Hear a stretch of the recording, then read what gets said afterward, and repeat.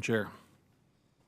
Mr. Rose, let's go back to space situational awareness for a moment. Your testimony recommends the committee should make ensuring an effective transition to a space traffic management mission to the Department of Commerce one of its top oversight priorities for the next year. The Department of Defense does not conduct, of course, space traffic management and instead provides a space situation awareness. And I won't quote the federal statute that's related to, but in this construct, DOD simply provides that data that the private sector can use to inform its operations about coordinating with other space sectors and consider the other databases offered by commercial providers, international providers. Last year, the committee passed legislation accomplishing that goal laid out in your testimony, ironically. You made it clear that you believe Congress should move quickly on this.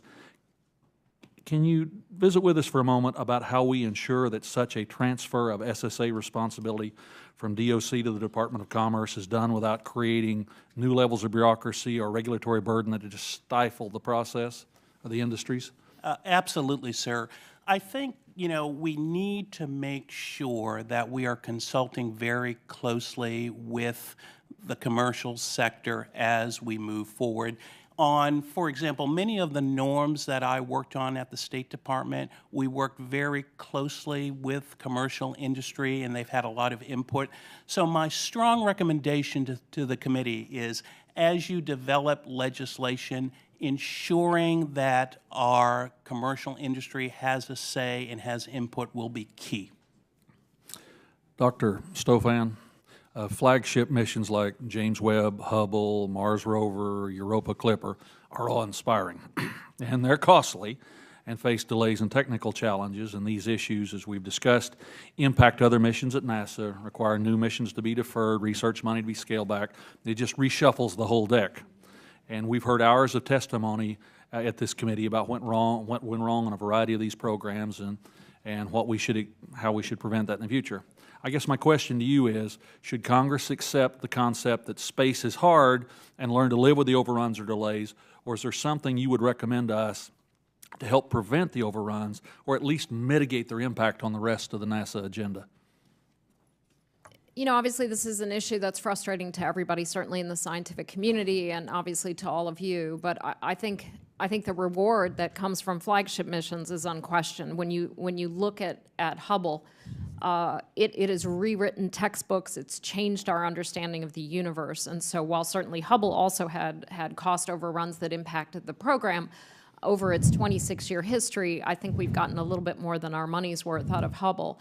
And I strongly believe we will feel the same way about James Webb 10 years from now, when it is giving us planets around other stars, telling us their atmospheric composition, helping us understand where WFIRST and ground-based telescopes like the Giant Magellan Telescope can focus their next research.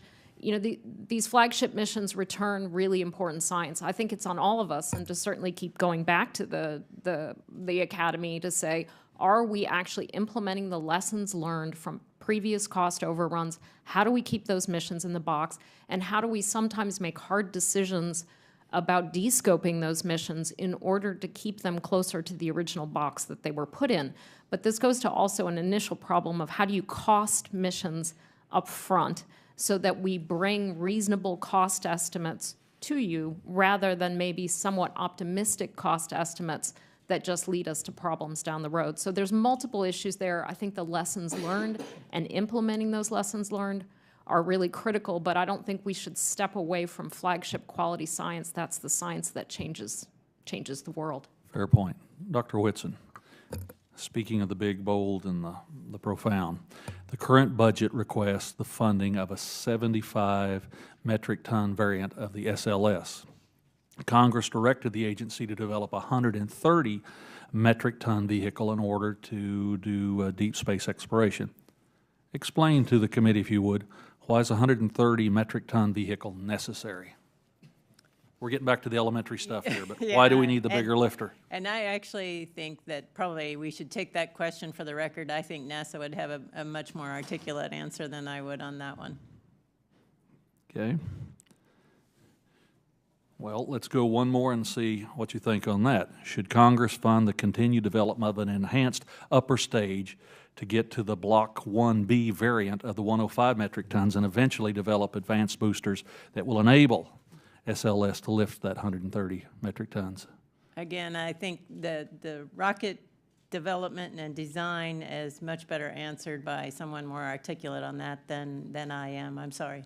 Well, just from a layman's perspective, if we're going to go way out there, we have to throw big things out there, right? Absolutely. So if we're developing resources to throw smaller things, we either going to have to send a lot more rockets, Exactly. package products, or we develop the bigger boosters to put the big piece up in one chunk. Fair statement? That is absolutely correct. And the Yes. perspective of the committee is, let's go and go hard, it's been in the past anyway, as opposed to piecemeal. I think I made my point. Yeah, and there's a lot of risk with multiple missions. You take lots of risk. You pile your risk more into one vehicle with a bigger one, but I think the chances of getting multiple launches is much harder when you're trying to scale it back into a finite number of years.